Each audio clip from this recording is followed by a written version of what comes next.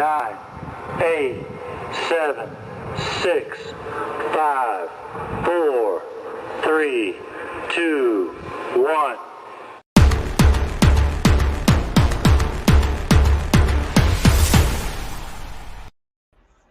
All right, hello everybody, and welcome to another episode of X-Wingin. We are back again. We're having a special episode today because Travis and I will be traveling down to WWE Raw tomorrow to check that out. And we also have a special guest as well that we're going to bring on. He's going to pop up here in 1 second. And first of all, before we get going, there's Michael. We got him here. Hey, what's up, guys? How you doing? Thanks for having me on. Hey, Michael, it's great to have you on here. And before we rock and roll on this show and talk about the Acolyte and ICCC, first of all, we want to thank our sponsors, TRG Toys and Collectibles. Make sure you check them out, trgtoys.com. Marvel, Star Wars, you name it, he's got it. So, Michael, we're going to get you with kind of a special episode here. I know we've had you on here for the past couple of years, and we're going to be introducing another celebrity guest for ICCC, which we're excited about. But before we get into all that, we're going to talk a little bit about the Acolyte. This has been a very interesting show. It has brought out the best and the worst of Star Wars, I think, more than any other thing that has possibly been released. But we're going to talk a little bit about episode 4. Very excited right now. We're getting a lot of great views here on Instagram. Welcome, everybody on Instagram. We're glad to be streaming over there as well now. But I gotta figure out how to do that. I haven't cracked that code yet to dual stream onto Instagram. I'll figure it out though. I've seen a couple people doing it now, which is cool. Yeah, it's good that we can finally get it on there. But they kind of limit you a little bit to like an hour. But we can usually get everything in on there.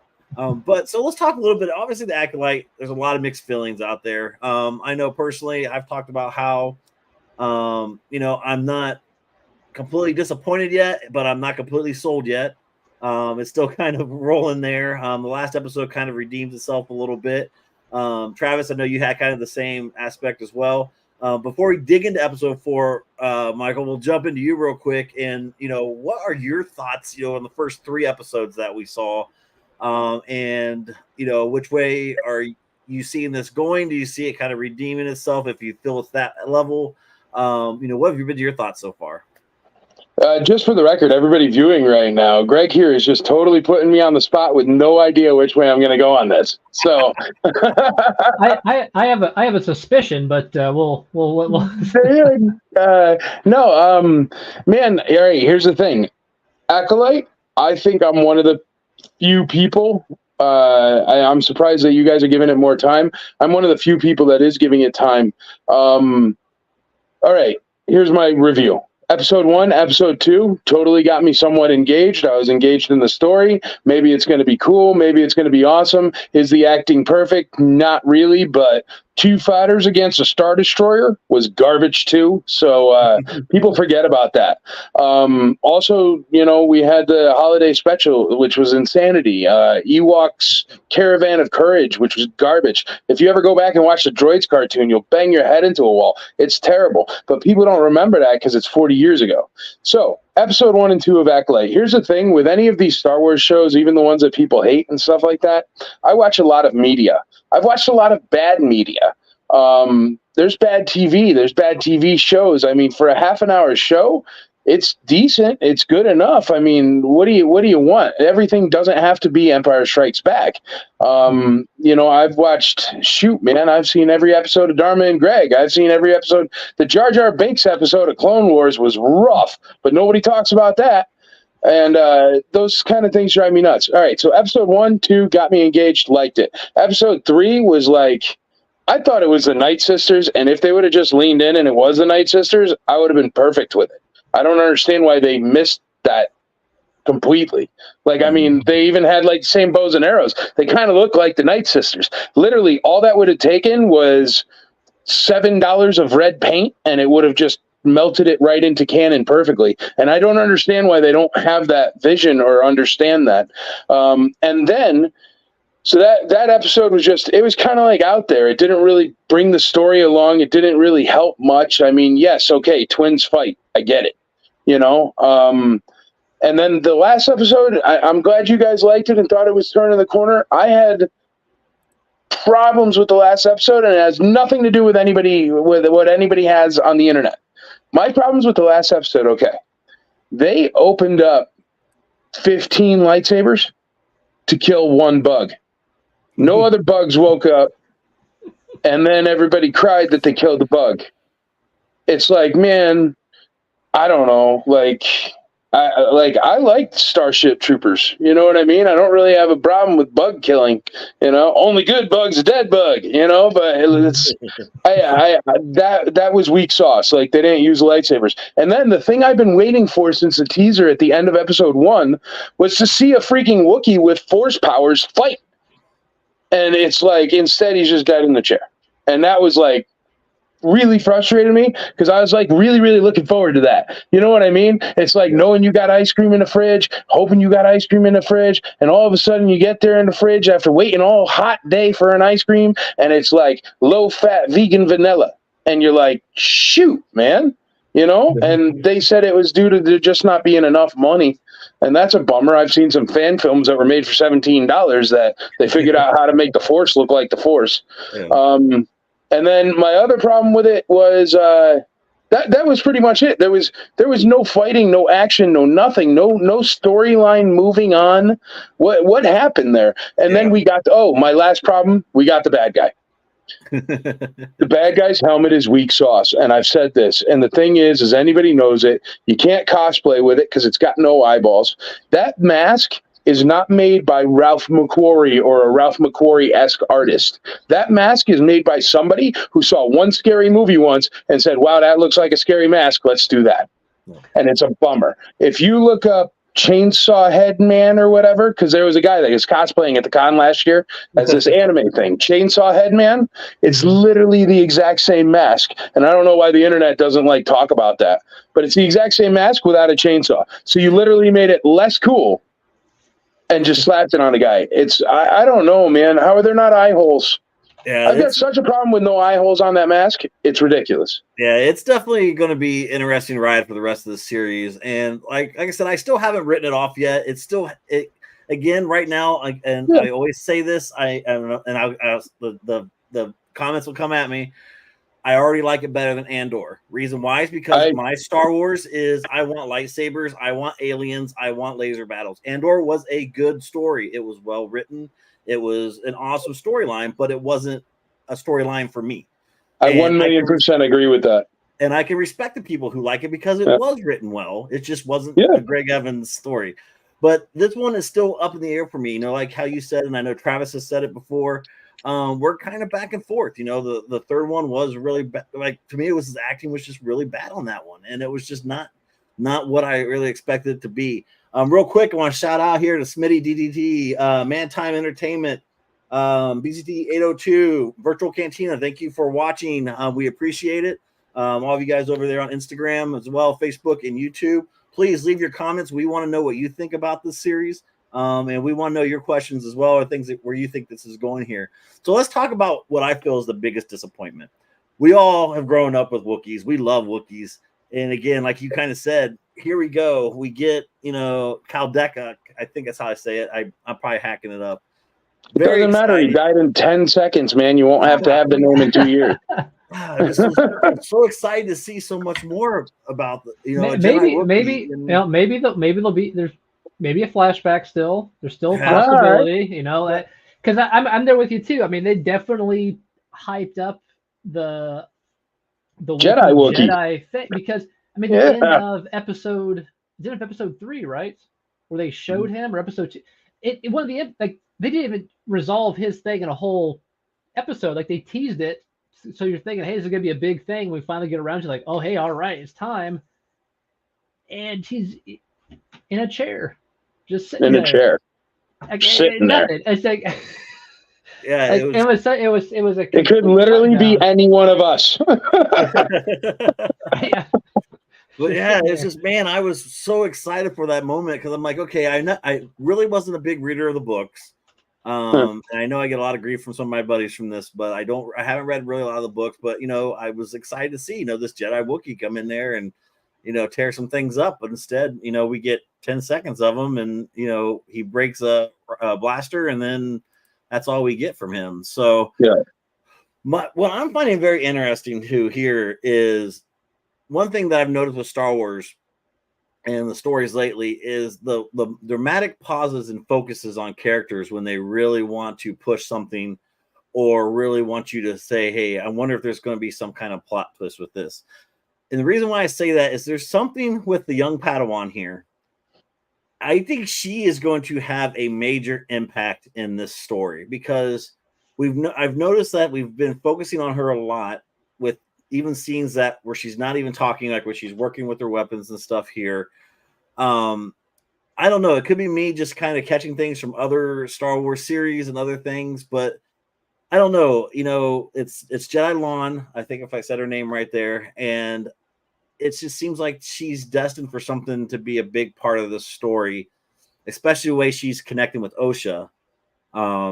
So I don't know. I mean, Travis and Michael, what do you guys think on this? Am I losing my mind, or is it something I think that we need to keep a really good eye on?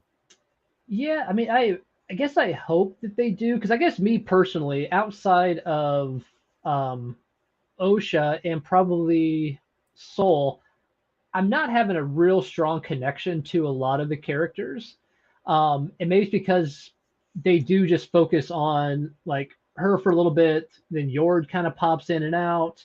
The other Jedi that I don't know who it is, the bald-headed green Jedi Master who kind of just shows up. It's just, I don't get enough of an attachment really to any of these guys to have a really strong feeling one way or the other. So I do hope that as these remaining episodes go, that there is some sort of big kind of signature moments, like somebody saves somebody's life or somebody does something heroic and, sacrifices themselves. Something needs to happen. Because so far it's just kind of trickling along the storyline. I'm just sort of waiting for that big, like, oh, wow, that was awesome sort of a moment. Yeah. Yeah. I agree with that. I don't know what's going to happen there. Maybe they'll have, I don't know, man. I'll tell you, I was so disappointed in the bug, dude. All that's happened is one bug's been killed. I mean, that's it. Like, and Trinity got killed in the first episode in like 2 seconds. Right after they were like, listen, don't kill a Jedi with a weapon. And then she stabbed her with a weapon. So, like, I don't understand what's going on there. I hope they come across and tell us more about what the no weapon thing is and stuff like that. I love that dude that's the bad guy from The Good Place. He's Jin in The Good Place or whatever. He's hilarious. And I think he's doing a great job. I think he's a great actor. I even think the girl that plays, what is it, May and Osha, I think she's doing a really good job. As an actress in the show, I like her. She's playing two completely opposite roles at once. And that's pretty cool. Yeah. Like, that's hard to do as a human. And, I don't know. All right. It seems like there's 4,000 Jedi because it's really at the high power of Jedi, right? So it seems like there's a lot of them. It seems like we're seeing little snippets, like Travis said, of 20 different Jedi. The thing is I don't know which ones are going to do anything or which ones are going to make a difference. My problem is the one bug came out, 12,000 people took out their swords or lightsabers, and one person stepped in front and killed it. Like, it was...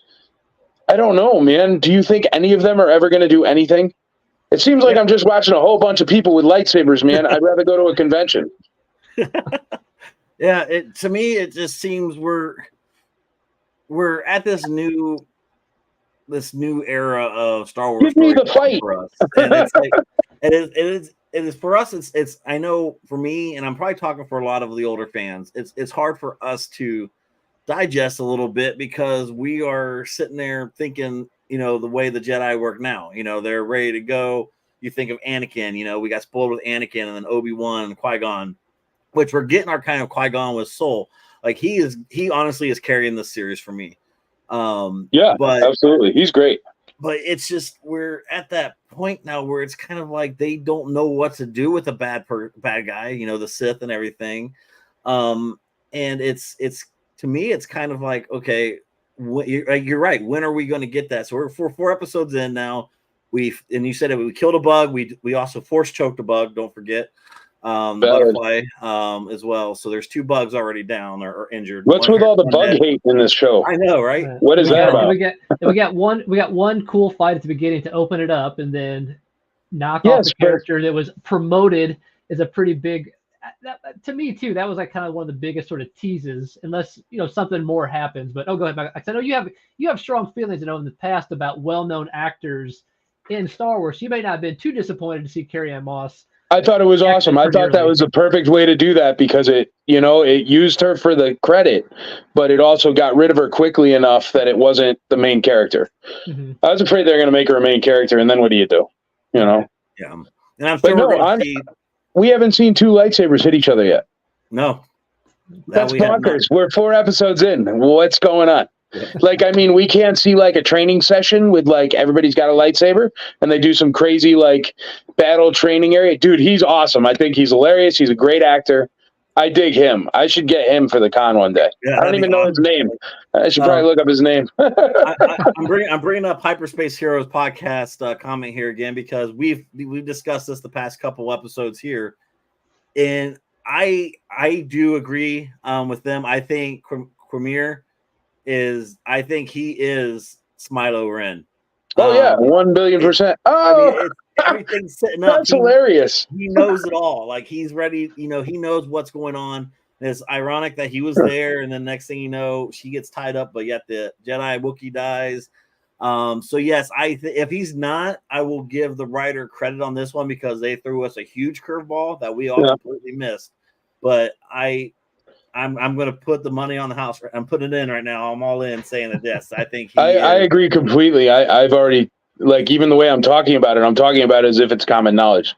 No. Yeah. If it's there's definitely to Greg's your point. If it's not, and they've kind of rope-a-dope this to then twist it, I'll give them credit.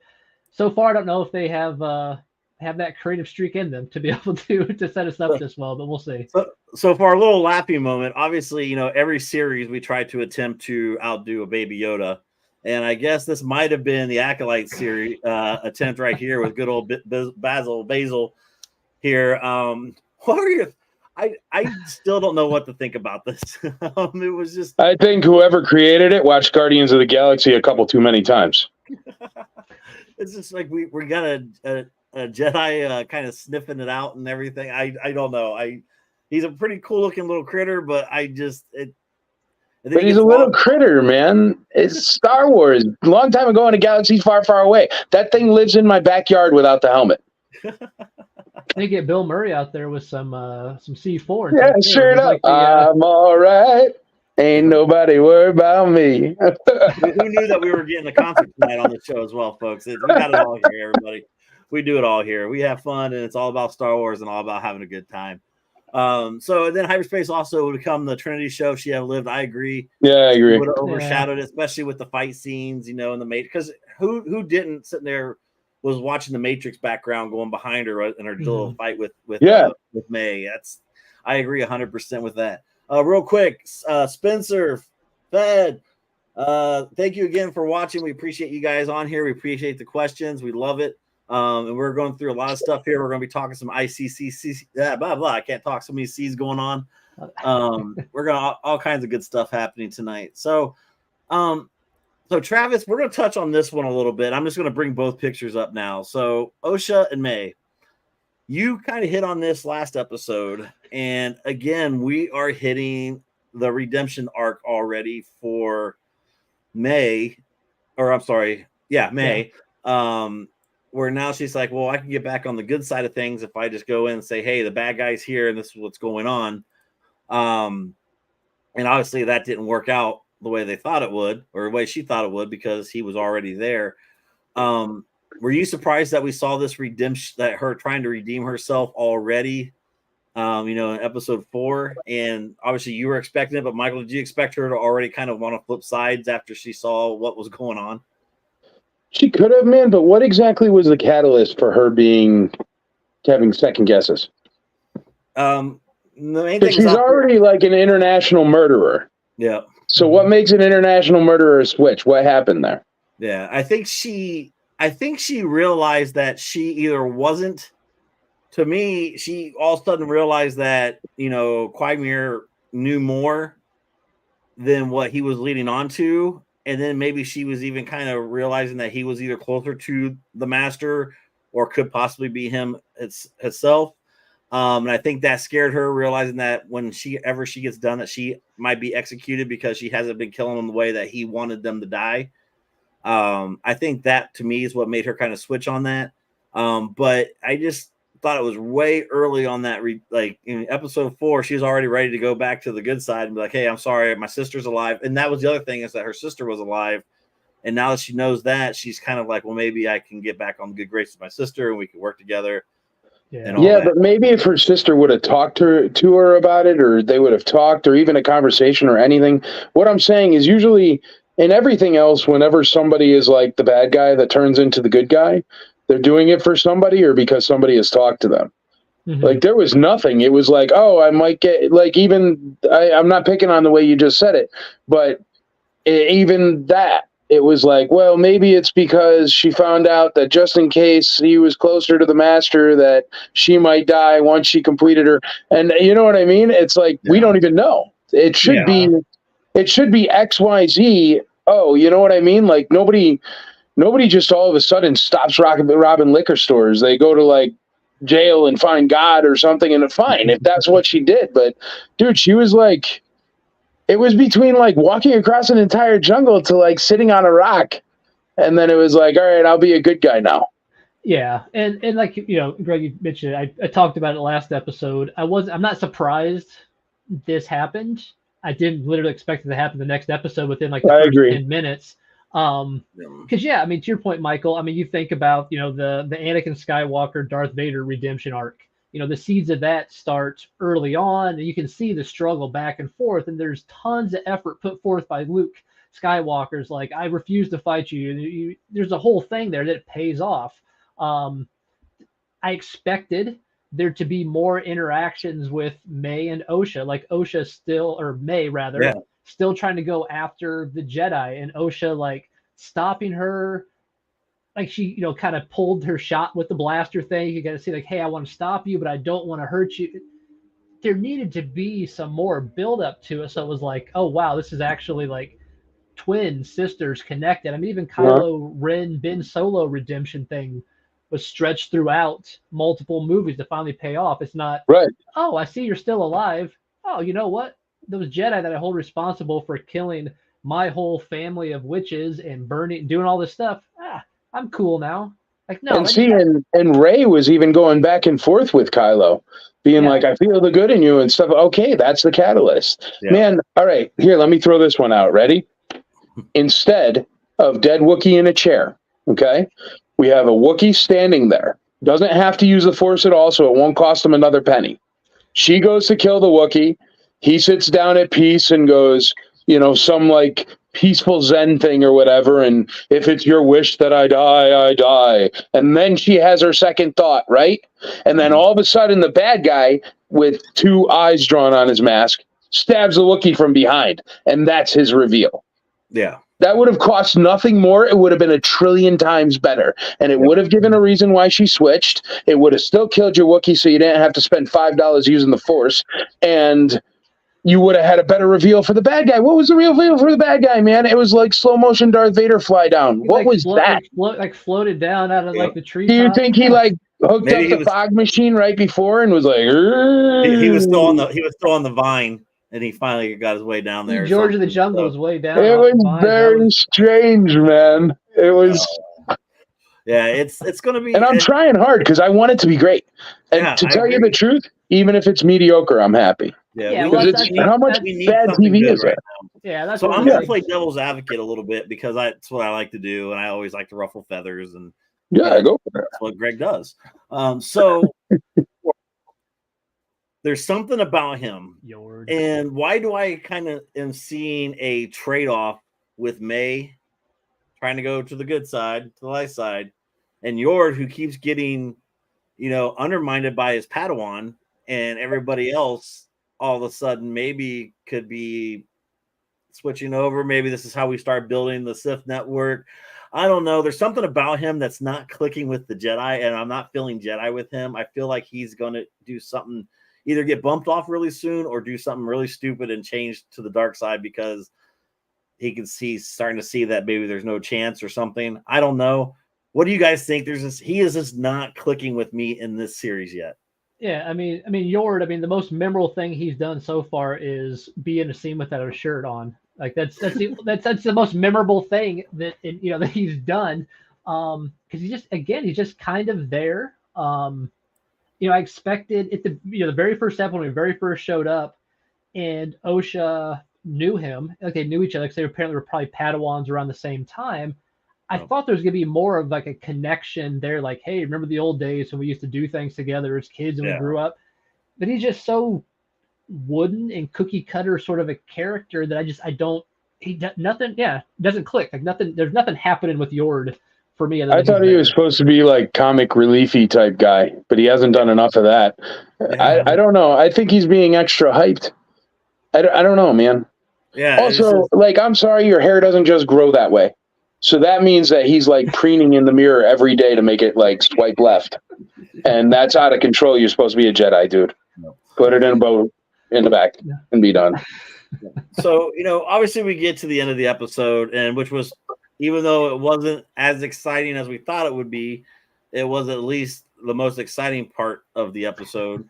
So obviously what I find very interesting, and this is another thing too, is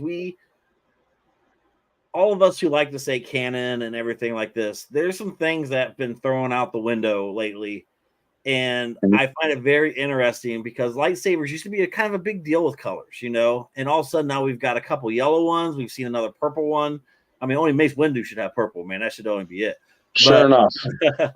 But obviously, the yellows were like for the Jedi guards. Maybe that will come later.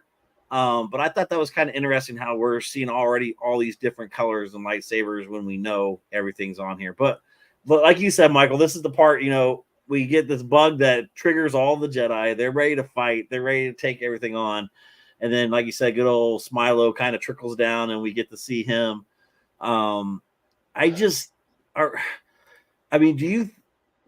I hope, and I can tell I'm kind of like just really my brain's still trying to comprehend the ending there.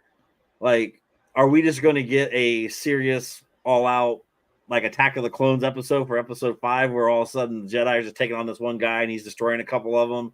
That'd be great.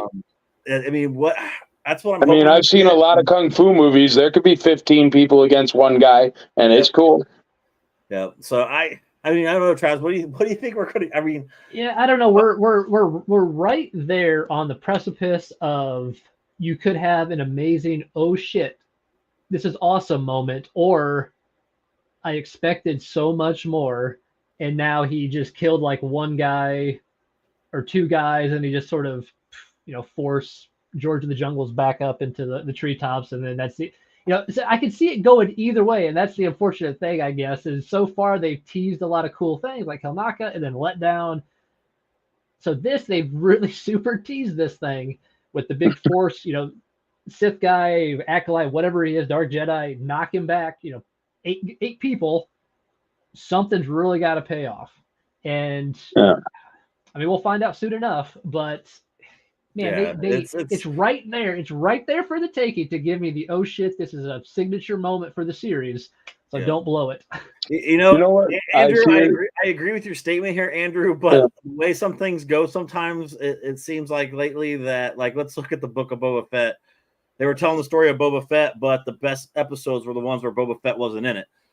So because all they did was ruin Boba Fett and never ever knew what Boba Fett was. I'm sorry. I try to leave Book of Boba Fett alone, and I'm glad they're making new Star Wars, and I am always a nice guy that doesn't pick on anything. You know what I mean? But, dude, it's Boba Fett. I have loved Boba Fett forever, and the only reason why they released that and botched it completely is because darn dude, freaking Pedro Pascal, that wanted to win their Dinjarin mask, wanted to take his mask off, and then it was contract negotiations. All the garbage BS, for lack of a better description, that goes on in the background just because of like corporate nonsense has ruined Star Wars stuff a lot, and I'm afraid it might ruin this, but I'm hoping it doesn't. Here's the thing, man. That corporate nonsense is the reason why Book of Boba Fett got crushed. That corporate nonsense is why a bleeding, gushing wound from The Last Jedi was slapped a patch on it with Solo, which was probably the best Star Wars in years, but nobody gave it any credit because half the people were already ticked off. The other half the people, they shoved it out early. They gave it no advertising, no credit. Man, Solo was like a sneaky sneak movie, and it was awesome. It's driving me nuts because this is the same thing that's going on now. Everybody is so worried to fight the battle over whatever political nonsense or whatever's going on currently in the world that they forget that this is a galaxy far, far away a long time ago. And they just want the picture so they can go, look at all these people picking on it. How could they possibly pick on it? Go back to that picture of all the Jedi. It looks phenomenal. You put that on the background on your computer. It's awesome. So if you put up that picture and you go, the Star Wars fans hate this and we're trying to give them everything they want, it's not fair. Because that's not what happened in the episode. And that's the picture I have seen everywhere with everyone talking about this episode. How could you bash on this? Blah, blah, blah, blah, blah. Look at this. And it's like, dude, yes, that is one single picture that took half a second and they did it on purpose. Look at Smiley Kylo, because that was hilarious when you said that. Look at the Smiley Kylo picture you used. Where is that? That looks phenomenal. I mean, it's still kind of weird because he has no eyeballs, but where is that? So that is a 1/10 of a second screen grab from the side. Mm-hmm. And he looks like a doofus from the front. But they knew that, so they take that one picture, and that's all they're going for. They're going for the one picture for the darn tweets or the Entertainment Weekly magazine or the whatever, and it's driving me nuts because, dude, they have the talent. And even this director, a lot of people are giving her grief and stuff, but she's somebody who's watched Star Wars. She has. You can tell she's watched Star Wars. And if they would stop worrying about being controversial or getting controversial too, and just were like, I want to make the Star Wars I always wanted to make since I was a little kid, it could be beautiful. I mean, did you even catch where they were like, I got a bad feeling about this part? Yep. You know what I mean? Like, she knows Star Wars. So respect where respect is due, but stop. Dude, I don't know. I never talk about this stuff because it drives me nuts because I am of the political belief that politicians don't give a crap about you, so I don't care. And then I'm also of the political belief that everyone on the world should be able to be who they are. Okay? So, I'm also on the real life belief that they're phoning it in, man, and then they're like, oh, you don't like it because you're this. And I'm like, I'm trying so hard to like this show, so hard. I'm sitting there, I'm watching it right when it comes out. I am going, yeah, let's go see that Jedi Wookiee. Yeah, let's do this. Yeah, let's do that. And they just keep flopping it. Dude, even the way he pushed away her like this, it was not Jedi-y or Sith-y. It was like, I smell a stinky. It's... You know, even the lightsaber. What is this? What is this? You creep up on somebody, you get ready to kiss them, and then you're like, you're telling me nobody burnt some like parts of their outfits? I love it. But that kind of stuff drives me nuts. You know, it brings out so much of passion. Like, and it is passion. I love Star Wars, man. Yeah, it's great. So the last thing we'll talk about the Acolyte here, and I forgot to put the picture in the slide. So we had our first really big. Other than the planet of Coruscant and everything, we had our really first big tie-in to other Star Wars stories with Jedi Cal-Adi Madi, or how you say his name, Cal-Adi Madi, with the beard. We brought him. He was on the council. We see him, and a huge stink obviously just jumped on the internet because Wikipedia changed his birth date. So now that it kind of fits in with the storyline there, I thought that was interesting that this was kind of our first Jedi that we would see that has already been in a Star Wars story when we already know that Yoda's bouncing around there somewhere. So I thought that was kind of interesting. And it kind of caught me off guard when I first saw him. I'm like, wait a minute, and all of a sudden, now we have our first kind of big connection. So now we know he's kind of, because we're 100 years, before, episode 1. So now we know this guy, this Jedi is over a couple 100 years old easily. Going in there. So did you guys really catch that, or were you shocked to see that was our first kind of big connection to Yeah. Skywalker saga. Yeah, I mean, given the time frame, I guess it was kind of inevitable. I mean, like with IG 11 said, or yeah, IG 11, right, from the Mandalorian. 88's the original. Yeah. IG 11, species age differently or whatever. So yeah, I guess it was always kind of inevitable to be some sort of prequel, original trilogy. I guess I'm glad it was Ki-Adi-Mundi or whatever, and not Yoda, because that would have been kind of the easy win, I guess, from a writer standpoint. Like, oh, let's just have a younger Master Yoda as a knight, going around, and that could still happen. So it was kind of one of those things. It was a nod maybe to people that are more familiar with Star Wars. People that are more casual fans, doesn't really mean much to them. So I guess I'm glad that the cameo was done in such a way that it wasn't like, if you don't know, you're missing something, but if you do know, you're like, oh, okay, that's kind of cool. Yeah, I wasn't too huge on that one. And Hyperspace Heroes, yes, I do. I do agree that his birthday was listed under the Legends section, but for some reason everybody's flipping out about it. It's just, let's let it be. It was a simple thing. He wasn't a big part of anything. I thought it was great as well. And it was. Why for the secret nod to the Star Wars fans? I'm sorry, man. I'm sorry. I know I'm talking too much and I'm being that guy. But all right, why for the secret Star Wars nod to the fans? Was it Kai Mundi or whatever? Why wasn't it just the Night Sisters? Well, yeah, no, I mean, yeah. Going back retrospectively, Like, the it's fan service backwards, man. Yeah. So, all right, folks. Well, we're getting. But I didn't even notice it happened when it happened. If that helps. Yeah, I didn't either until like after the fact. People were like, "That's him." I'm like, I figured it was like Steve Mundi, his cousin from back in the day. I don't know. I was like, "Yeah, it's just that species." Like, no big deal. All right, folks. Well, we are jumping into our second half of our show here, where we are dedicating this to good old ICCC.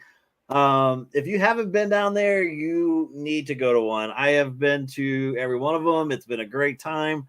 And I can't wait to talk about this year's already. We're going to be revealing a guest here at the end. So I'm very excited about that as well. But Michael, for people who have not attended or do not know much about this convention, tell us a little bit about it, how you got started and where we're at today. Yeah, absolutely. Well, it all started out of a love of Star Wars, collecting Star Wars, doing Star Wars Facebook groups for buying and selling and trading Star Wars, and also the community aspect came out of that. Eventually, we started doing real-life meetups, and those real-life meetups grew and grew and grew, and they grew so big, I was going to rent a 4,000-square-foot venue down here in Nashville, Tennessee, and when I was trying to rent the venue, they told me that the 178,000-square-foot rodeo arena that was attached to it was only a little bit more money. At the time, they didn't tell me that I also had to air condition that thing, which cost about $50,000 a weekend. So that was a surprise. But yeah. So what I did is I started cold calling celebrity websites and saying, "Would you come out to a barn in Tennessee?" And for some reason, Shatner's guy said, "Okay." So then my sales pitch was, come on down to Nashville, or come on down to Franklin, Tennessee. I'm putting William Shatner in a barn, sign autographs. That was the thing. And then it happened. And Greg, you were there. I remember you sitting in the stands. We've come from a small con to something. It's crazy now, huh? You've really seen the progression. And what I always like to tell people about ICC, because I know Michael could talk about it a lot, but I know Travis, I got to introduce him to his first one a couple years ago. And what I really like about it is it's very personable. It's not like a New York. It's not like, a lot of these fan and other conventions where they're good conventions. Don't get me wrong, but you get more of a personal level with ICC. The reason how I say that is I brought up a few pictures a few years ago, us hanging out with all the Boba Fett actors. That was a very long night, but it's an amazing time because you don't know who you're going to be sitting down having a beer with or having a sandwich with during these conventions. And there's so much that is going on, not only during the convention, but after the convention and meetups, room sales, everything else.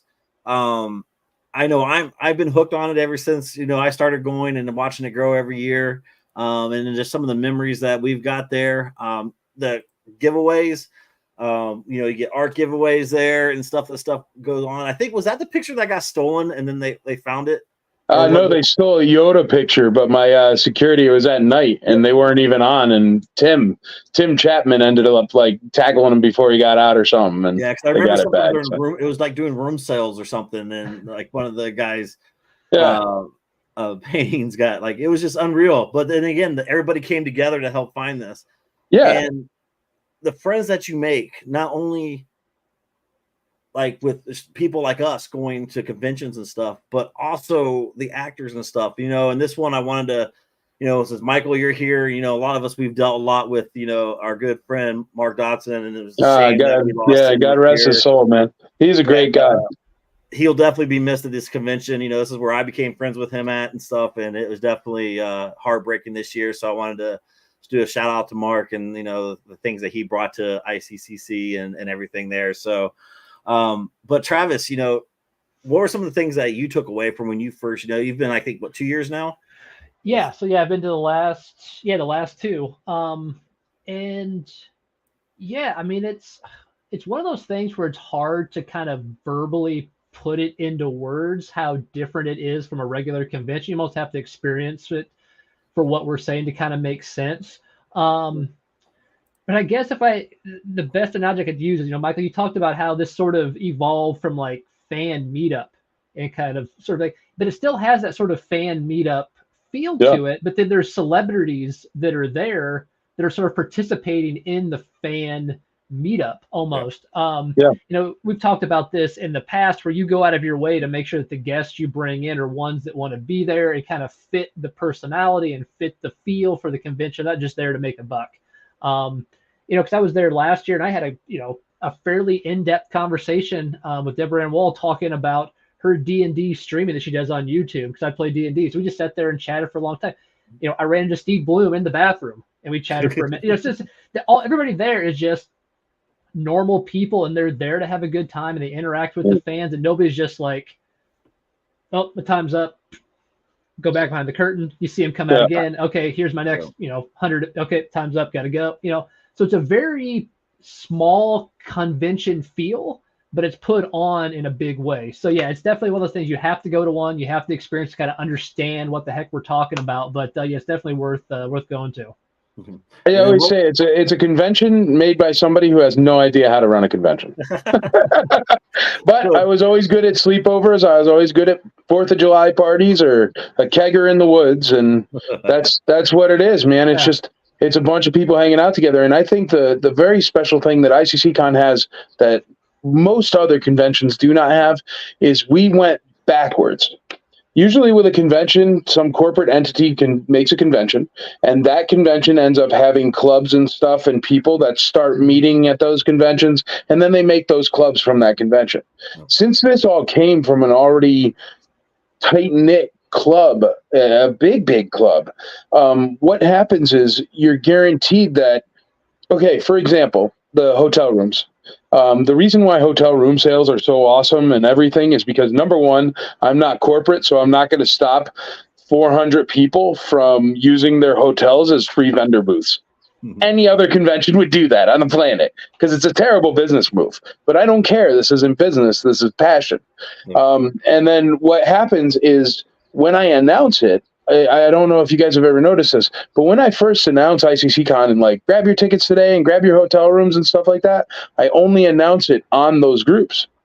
So yeah, people hear about it and people grab theirs and people do that stuff, but I don't just come out to the world and say it. So I ensure that the 400 people renting those 400 rooms are going to be 400 nerds that can be trusted, that are nice people, that are kind, that are sweet, that talk to you, and that won't hassle a guest star. The most special thing about our thing is we have no one that, all right, let's say XYZ guest star is walking down the hall and they, I don't know, drop something. At any other convention, somebody would snag it and it'd be on eBay in 15 minutes. Mm-hmm. At ICCCon, somebody's going to pick it up and give it back to that person because it's a person that dropped something. And that's what's wonderful, man. And as soon as it stops doing that, I won't do it anymore. I love, you want to know everything good about Star Wars? It's at this convention.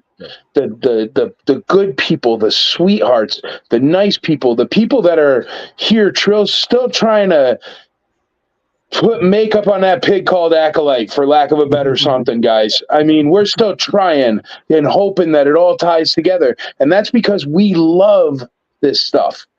And that love transfers to these guest stars because they see it every day. They hear it. They hear it when you have a conversation with them. And that conversation isn't about, I don't know, hey, what is going on in the next episode of blah, blah, blah, blah, blah. You know what I mean? It's not. It's like, hey, I like D&D too. Here's a cool thing that orcs can do. You know what I mean? Like, and that ends up making these guest stars feel so much more comfortable that they want to hang out with you guys. And that's what makes it so wonderful. I have no idea how it's happening like that. And maybe it is because we did build it backwards from having the community first turning into a convention. But I have never seen the same any other convention I've been to, and I've been to tons of conventions, and it's not the biggest in the world, and it doesn't have it. Well, you know what? To tell you the truth, some of the guest stars, the reason why I don't have them is because they'll only sign in caves, and I won't let people do that. And if you guys don't know what a cave is, that's when they surround them by pipe and drape, and you're not allowed to see them. Because I'm sorry, if a 5-year-old kid or, well, I guess 10-year-old kid walks by and wants to take a picture of their hero from like far away with a zoom lens for free, they should have the right. Yeah. I mean, the only reason why they have any money in their pocket at all is because people like them. Stop being that guy. What does it cost you for a little kid to get a free picture? I mean, it's not like you got to take time out of your day and stand with them and do a selfie. Like, just so, yeah, I don't know. That's another eventual not this year, wait till you guys see, not this year, but that's another eventual bridge I'm going to have to cross, because there are certain guest stars at certain levels that they're like, no, I'll just sign in a cave, and I don't want anyone to see me, and it could only be one person at a time, and I refuse to personalize. It's like, dude, you can't write like grr and then your autograph. I mean, especially if you get $500 for that autograph, right? Like, dude, you get $500. I will write the Constitution on a piece of paper for $500. What's the problem? So all right. I like that. Yeah, sorry. Go ahead. Get me off it. I got to try to squeeze this in here. Get close to that hour time frame for Instagram. Kicks us off here. One of the big downfalls of Instagram right now with streaming. But we're going to get into the guest lineup here now. We got a pretty good lineup already that's already announced. We're seeing stuff from The Mandalorian and even some stuff here at the end that might even see it a little green. But we'll go in here and let's go ahead and look at one of the first guests announced.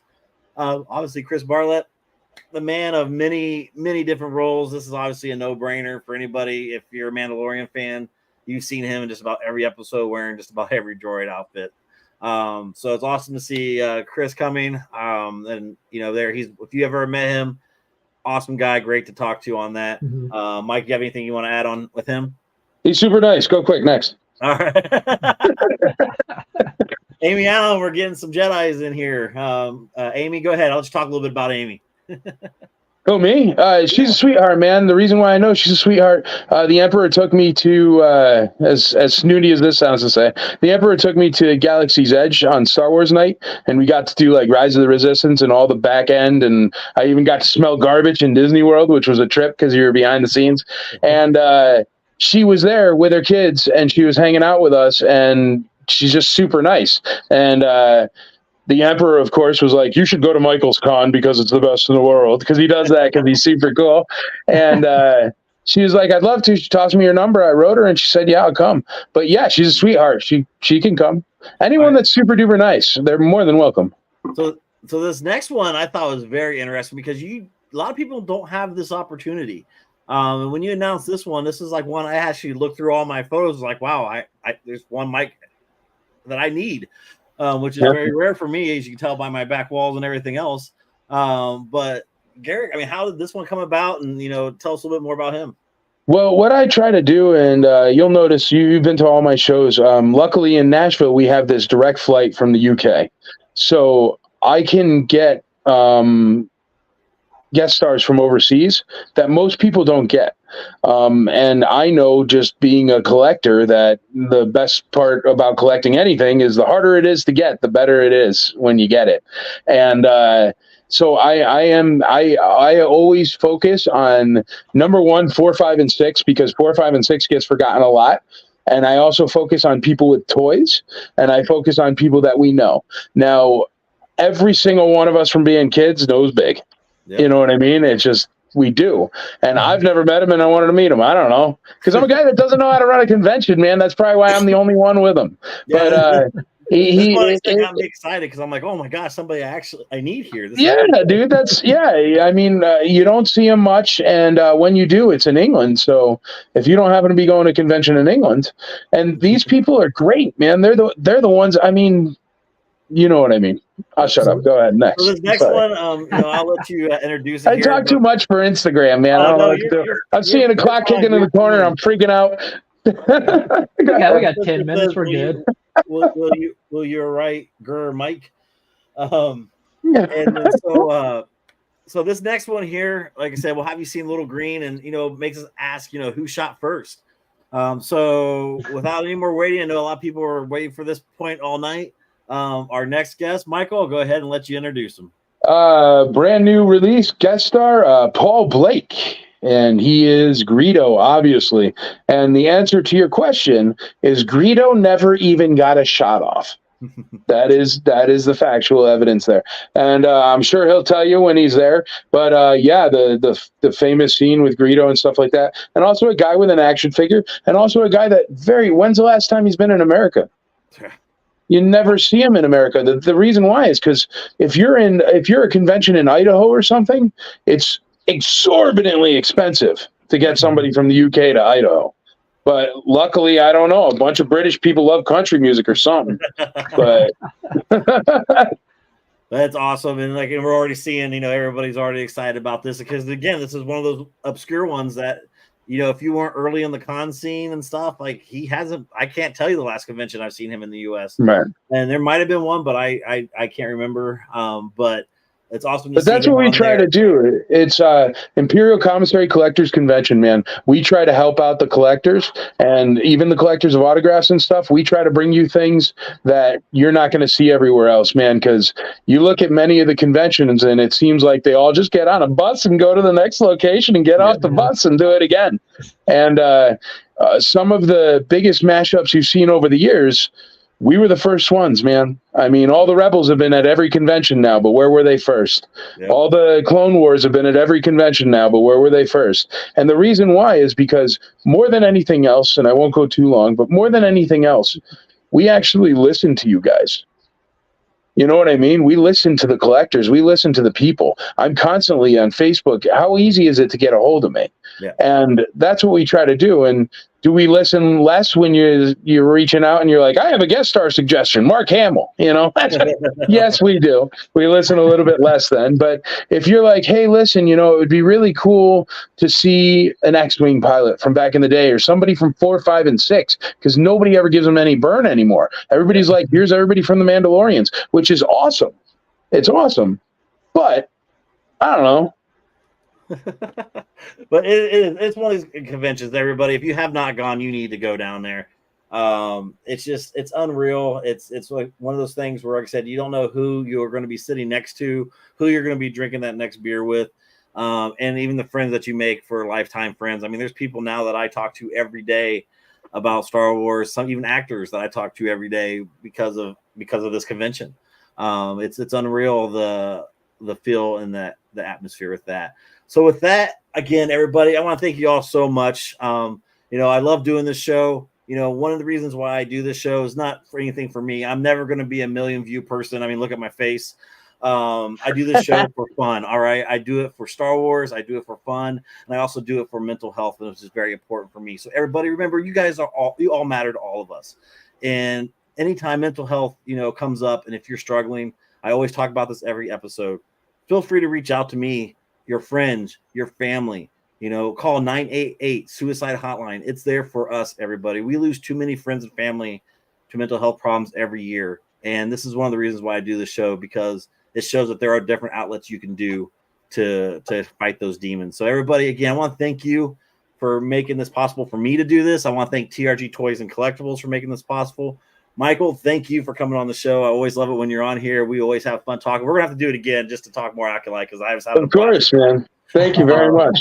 Also, hey, could I just throw that in? Also, veterans, active duty, retired, police, fire. We give you 25% off. You get the code. Just go to the front page. Just scroll all the way to the bottom. 25% off, even VIP. It is the highest discount in the world of conventions for you because, yes, we respect the heck out of you. And exactly what he's saying. If just reach out to anybody. Reach out to me. I'll listen. We're all there for everybody. And Michael, I'll put that code. I'll make sure I put that on my Nerdy Vet pages. You can follow me on all social media at NerdyVet574.